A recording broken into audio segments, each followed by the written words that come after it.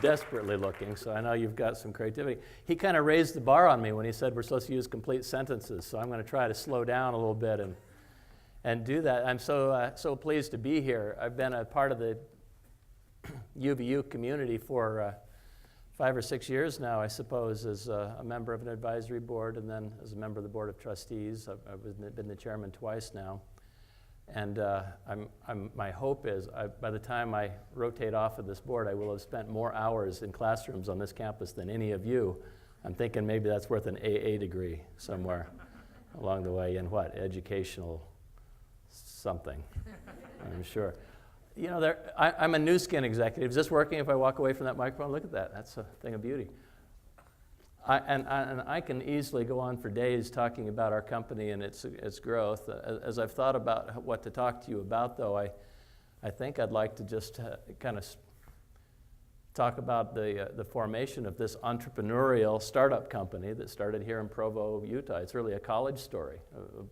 When I was precisely at your age and stage, I had friends who later we put a business together, put a business plan together, and I became a part of that and began to roll forward. I came to BYU from California. I grew up in Northern California and came out as a freshman and did a year and then served an LDS mission in Holland and came home and joined the Army. I spent 3 years in the active Army, all the while wondering what I was going to do with my life. I really didn't have my dad was a government bureaucrat, had spent his career in the Civil Defense Administration, the predecessor to FEMA, I guess. And he had a psychology degree and had found himself in government work. And so when I was at college, I was thinking, I announced myself as a pre-dental major as a freshman to impress my friends. I had no idea if that was something I was really interested in doing or not. And at the time that I went into the military after my mission, I was still pretty clueless about where I would end up. Back at school, I arrived back at school as a 24-year-old sophomore after a 6-year summer vacation between my freshman and sophomore years with all of that. And then I hurried through going year-round with GI Bill help, finished my undergraduate degree in communications, organizational communications. It was a degree they had there, which was kind of an amalgam of advertising and public relations and kind of organizational behavior, thinking that I might want to do that. I minored in philosophy and for a while toyed with the idea of becoming a philosophy professor. I determined I didn't have the octane to do that somewhere along the way and be good at it. Went to law school. I took the LSAT and the GMAT and did better on the LSAT, so I found myself at BYU Law, and then got out and practiced in a litigation firm and kind of thought I would spend my career in an office legal practice. Ladies and gentlemen, Matt Holland. Thank you very much. I know all of you have better things to do than this, so leave when you can, okay? If it's dark, I won't hardly notice. Out of law school, I was working for this law firm, and one of my buddies from my LDS ward came to see me in my office one day and said he was wanted to start a company. He's a true entrepreneur, Blake Roney. And he had some ideas about how to make a living by starting a company. His first idea was we were going to sell satellite dishes. At that time, this is 1983, 84, along in there. Satellite dishes were those giant backyard instruments that now litter landfills all over America. And they had just come out with these smaller ones that you could mount on the eave of your house. And the idea, we were doing the math, and it looked like you could buy those. We could finance the purchase of those and go around and get people to buy satellite dishes, put them on their apartments and houses, and build a company around marketing that particular product. And we got fairly far down that road, and we had no money, so we were trying to figure out how to bootstrap that kind of an operation. We were finding financing when there was a little technology leap that kind of went over the top of what we were trying to sell, and so that idea died.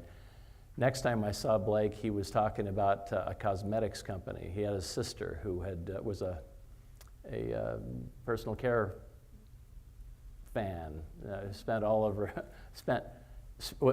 lot of time reading popular press about cosmetic products, about what was good and what wasn't. And at that time, there was an interesting trend happening in cosmetics, where ingredients that were coming out of medical science and that had been used as ethical pharmaceuticals up until then had been in use long enough that they determined that these ingredients were safe and didn't have any negative implications, and so they started to appear on the GRAS list, the generally regarded as safe list. And so her idea was that we could build a product line around these fabulous pharmaceutical grade ingredients that were now available to the cosmetic industry, and rather than just including one or two of these ingredients, that we would build our whole product complex around the latest and greatest innovations that were coming out of medical science, so that our customers, assuming that we would ever have any, would have confidence that if they were using our products today, next year, 10 years from now, they'd have confidence that those products were evolving with an evolving science landscape. So that was the product notion. This is 1984, built this beautiful line of products that we began marketing here in Provo under a direct selling model. Direct selling, as you probably know, involves person-to-person sales. It's a channel, just like retail is a channel, brick and mortar stores is a channel, e-commerce is a channel. It's an avenue to get products from a factory into the hands and use patterns of consumers. Direct selling has some advantages and some disadvantages in the marketplace. The advantage is that there is not a better trial mechanism on earth, and that's how you sell cosmetics. You notice if you go through a department store, Nordstrom's, or there is no Nordstrom's, I'm trying to figure out where I'm pointing, I guess Salt Lake, through that cosmetic counter, there'll be pretty girls in lab coats behind counters trying to get you to push that little tester that's sitting on the counter so that you can feel that beautiful glide and smell that aroma and test the product, and if you like the feel of it, then maybe you'll end up buying it, but it's that test that matters. Through direct selling, you got people pulling out bottles of products in the workplace, in their homes, in other people's homes, among their friends and family, and getting everybody to try their products, experience the products, and if the products have enough quality to attract customers, they will be attracted, and they come in millions. That has proven to be the case in our company.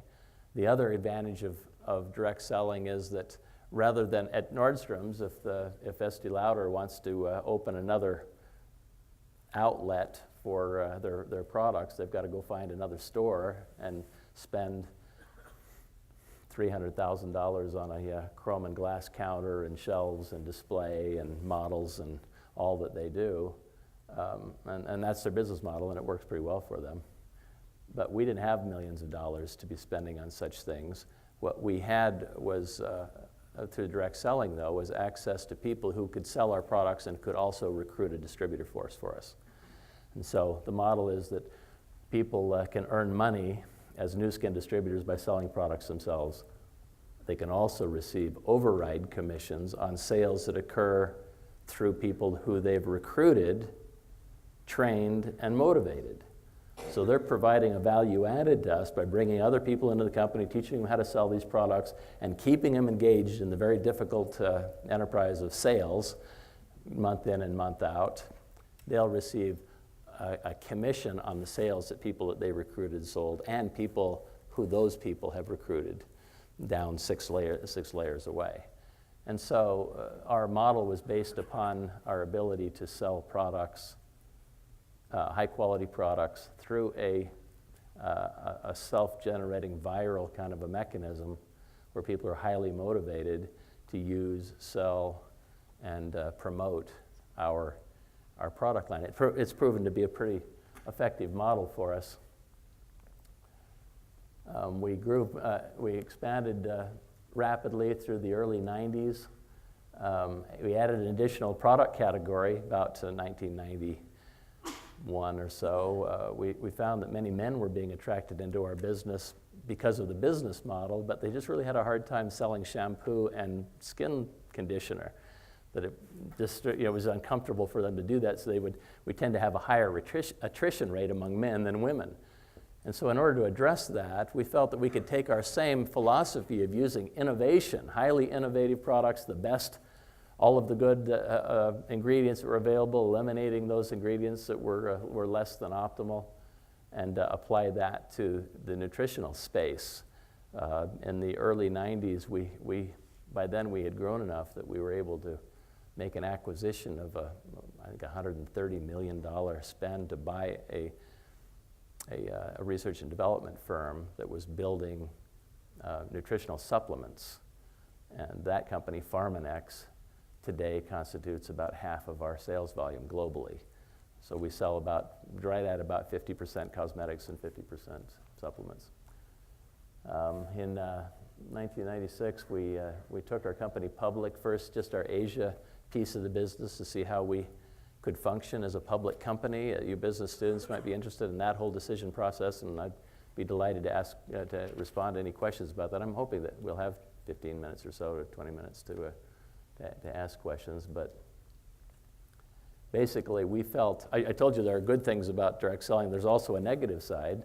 The public perception of direct sellers is often tainted because there are good guys and there are bad guys out there. And even within our company, there are salespeople that are so aggressive that I found that in our business, people have either never heard of Nu Skin or they've heard way more than they're interested in knowing, one or the other.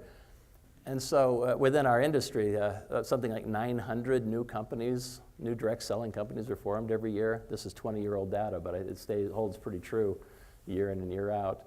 A year later, half of those are gone, and a year later, most of those is gone, because these companies are relatively easy to start and relatively impossible to manage. There are some finance and business and other issues that are somewhat unique to this space, and it's usually promoters that start the business rather than business guys. We think one of the reasons that we've succeeded as far as we have is because Blake and I aren't promoters, as you can tell.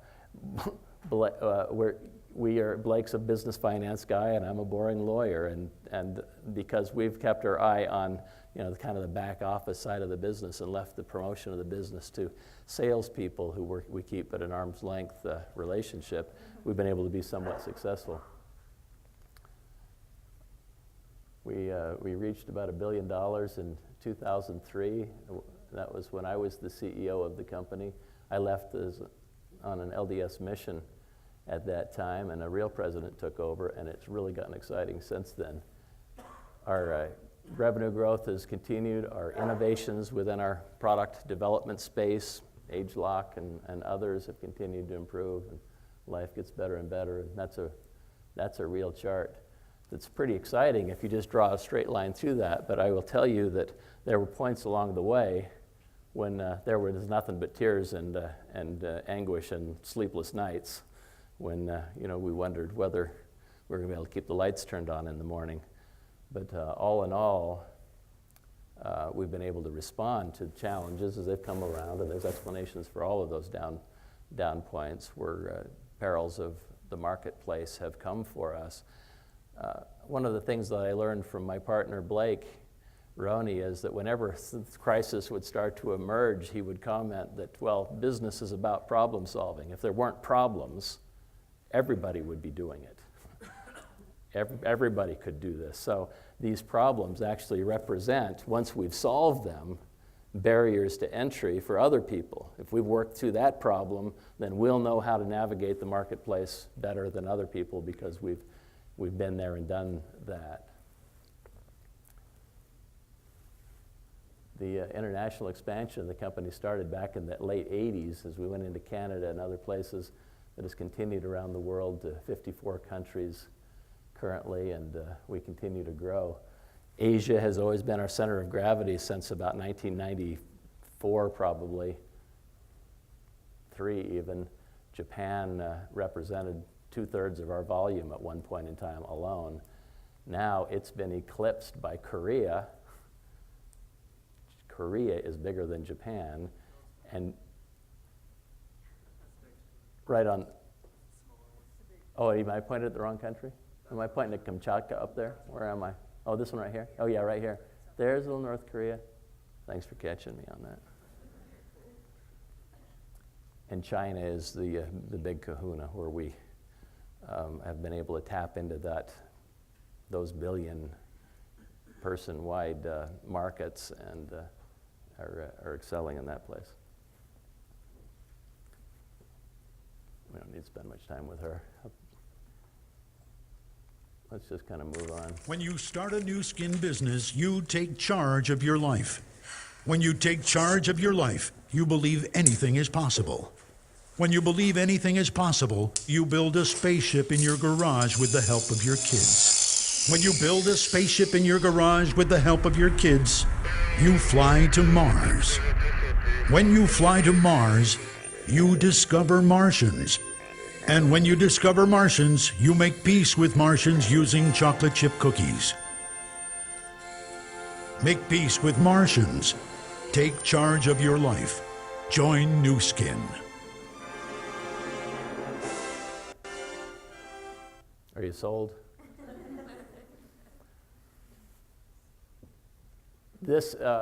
Our salespeople are all independent contractors. So they sign a distributor agreement that basically allows them to buy products from us at wholesale and turn around and sell them at retail and keep the difference. It also allows them to introduce other people to the company. And as they sign distributor agreements, they're linked together on a giant genealogical chart. And so they start out being salespeople, and over time they become more and more management as they have more and more people who they're trying to train and motivate and align with the success formulas that we develop along the way. And so some of them are very, very successful. They mostly sit around on terraces of expensive hotels. There's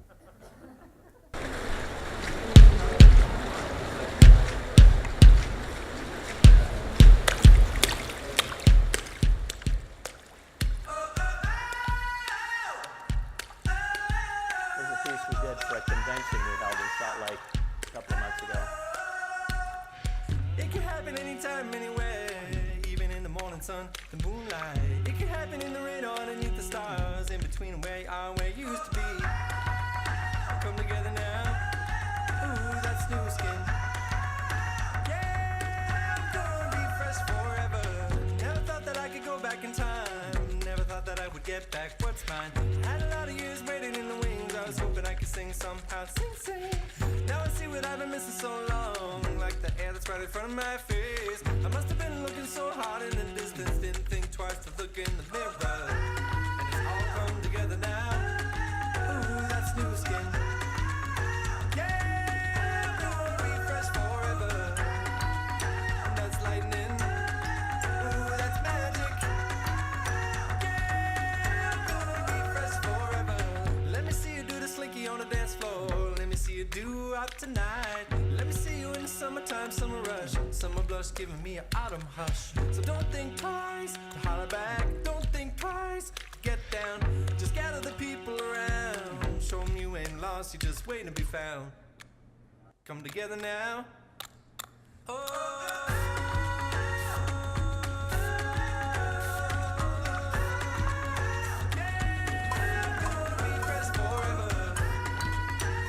Lightning, ooh, that's magic. Yeah, I'm gonna be fresh forever.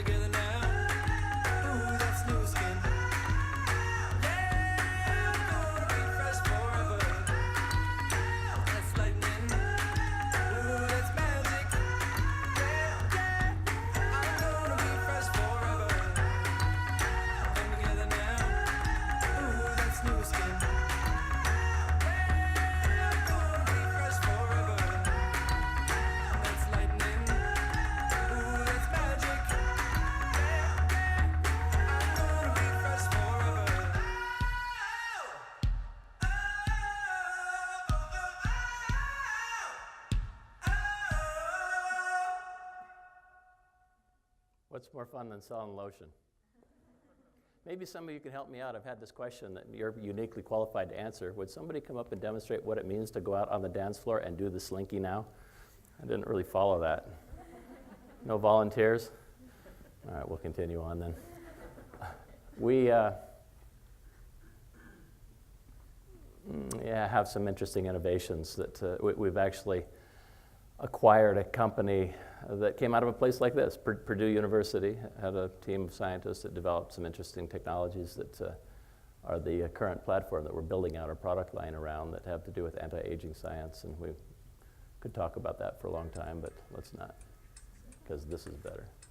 When you use Nu Skin products, you start to live young. When you start to live young, you join a breakdance crew. When you join a breakdance crew, rival crews challenge your turf. When rival crews challenge your turf, your awesome moves save the day. When your awesome moves save the day, you become a breakdance legend. And when you become a breakdance legend, your childhood sweetheart sees you on TV, and you get married in her backyard. Marry your childhood sweetheart in her backyard. Live young. Join Nu Skin.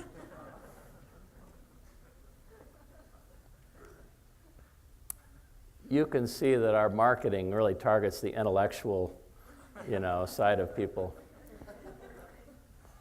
Our mission statement that we've evolved Steve Covey-like over the years is this, that it's to be a force for good in the world by empowering people to improve lives with a rewarding business opportunity. The world gets better when people are making a better living. Innovative products. We really believe that these products represent a great value proposition, that they do make you healthier and more successful as you face the world. And then an enriching, uplifting culture.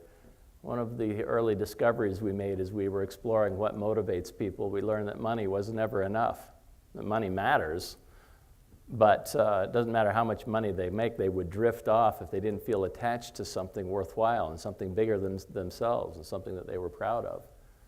The Nu Skin Force for Good Foundation is a part of our culture that we talk about in every one of these meetings and that our distributors brag about and that they feel good about, because we together have put together a constellation of charitable activities that allow us to actually go out and be impactful in the world. One of the fundamental attributes of the family of man is that we care about each other, and everybody seems to walk around with a desire to someday do some good somewhere in the world, but our interests our opportunities are often so diffracted that it feels like that you're not really accomplishing anything with your attempts. It's not true of everybody. Many of us are doing important things where we do make a difference.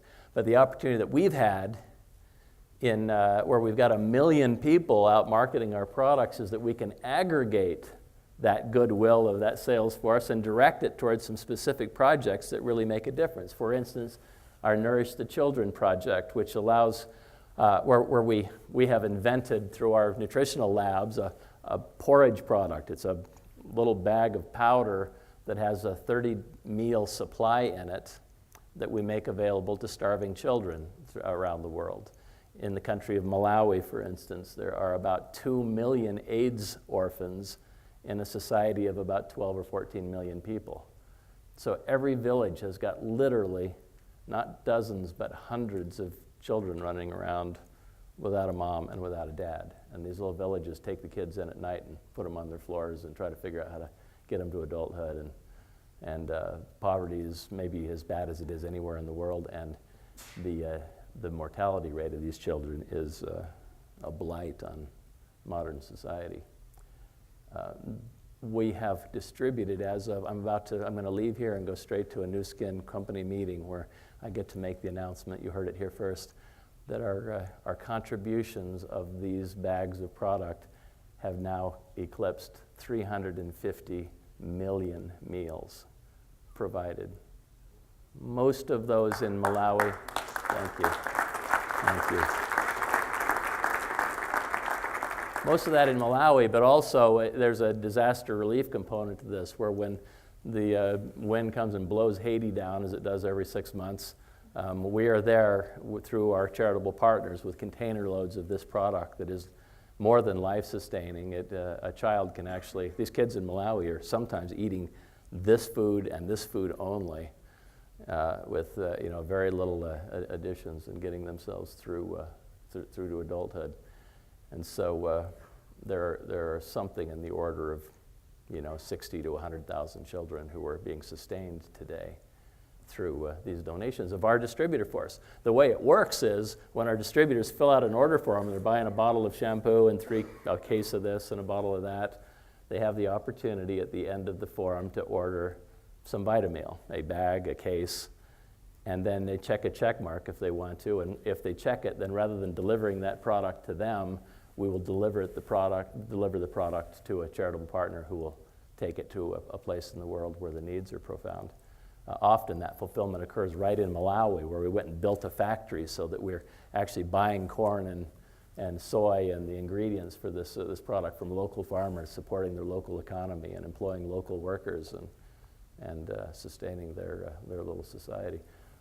Our Force for Good activities are one of the glues that make our company sticky and that cause these people to get through those hard days. I think sales is the hardest job, and I've done hard jobs. But to wake up and motivate yourself again, now I've talked to everybody I know until they hate me. What am I going to do now to make a living today? And to go out and find that next sale is a very wearing thing. And so to have features like this involved, they'll sometimes do things because they've made commitments to other people that they wouldn't do just because of the financial motivations.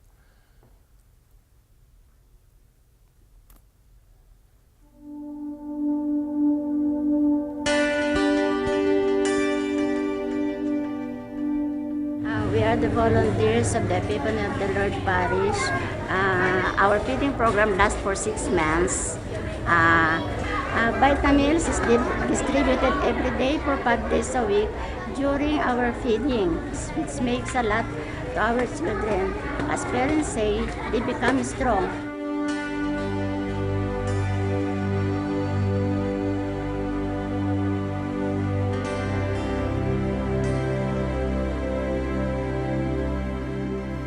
We have 60 children in our program, and they like very much this vitamins. We'd like to thank New Skin for providing us the Vitameal in continuing doing our program for the children here in our parish. Salamat po, New Skin, dahil malusog na po ako. Salamat po. You're welcome. Salamat po. Salamat po. Welcome. Thank you, New Skin.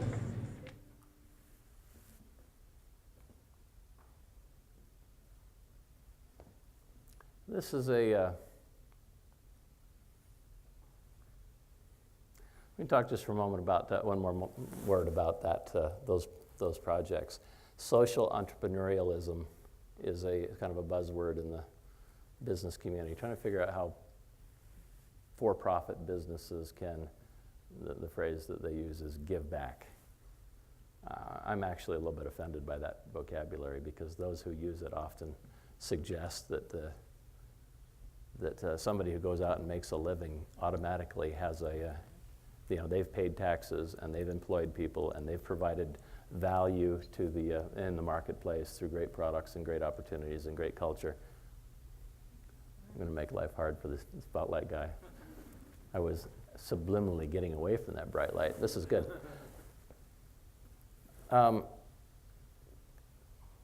Whereas we don't believe that we should be talking to any of our people in those terms, that, gee, you're making a nice living here, you should give some of it away. You have a duty. In fact, it's a blessing, and it's a joyful thing that people give volitionally, not because they feel guilty if they don't, but because it's the right thing to do, because it helps them. We've been able to do the amount of good that we've been able to do, and we don't brag about this. There are lots of people who do good things in the world, but the dynamic here is that we were a successful company first, and that has empowered us to do some things beyond our business plan and beyond our balance sheet that is doing good in the world, and that those good things, it turns out, end up feeding our balance sheet. and our other objectives, because it helps our retention levels and it helps to motivate people to move forward.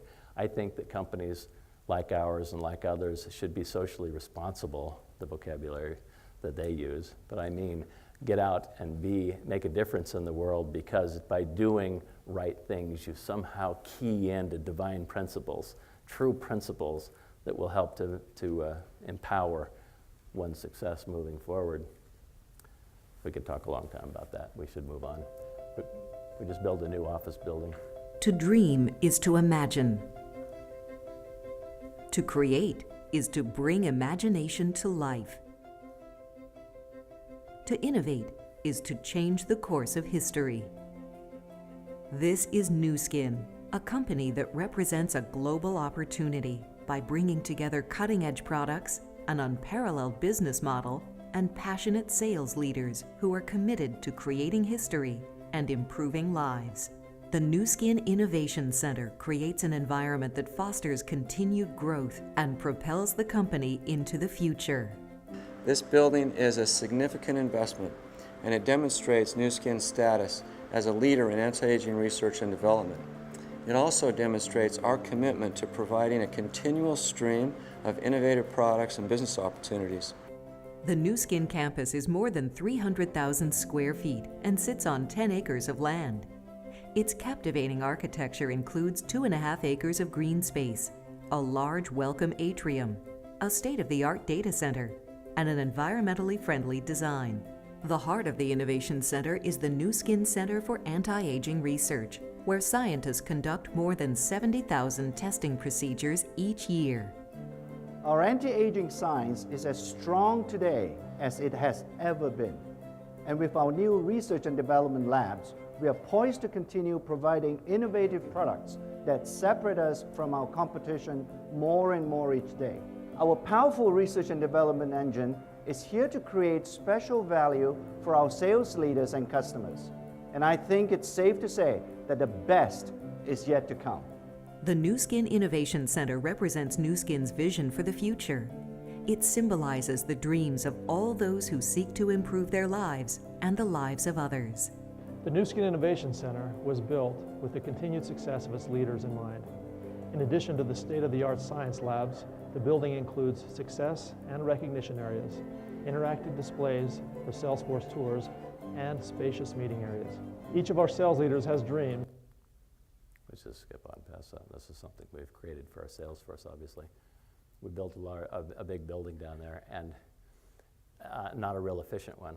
Come visit us sometime, and you'll see that there's big open spaces, and but it was built for a particular purpose. We have people flying in from all over the world by the thousands every month to kick the tires and try to decide whether can take confidence in this company they're working for. And that building that showcases our true science, our innovation that's going on there, ends up being a very motivating, encouraging landmark that they build their success around.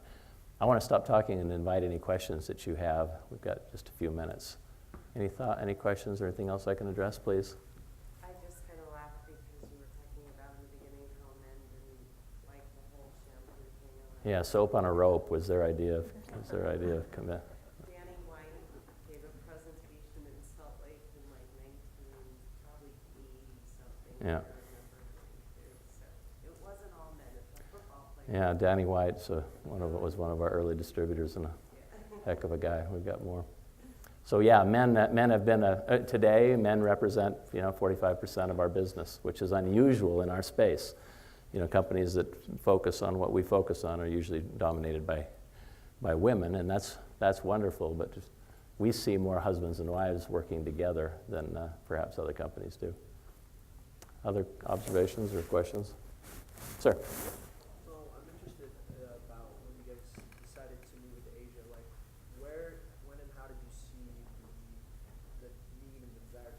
Yeah, how did we end up in Asia?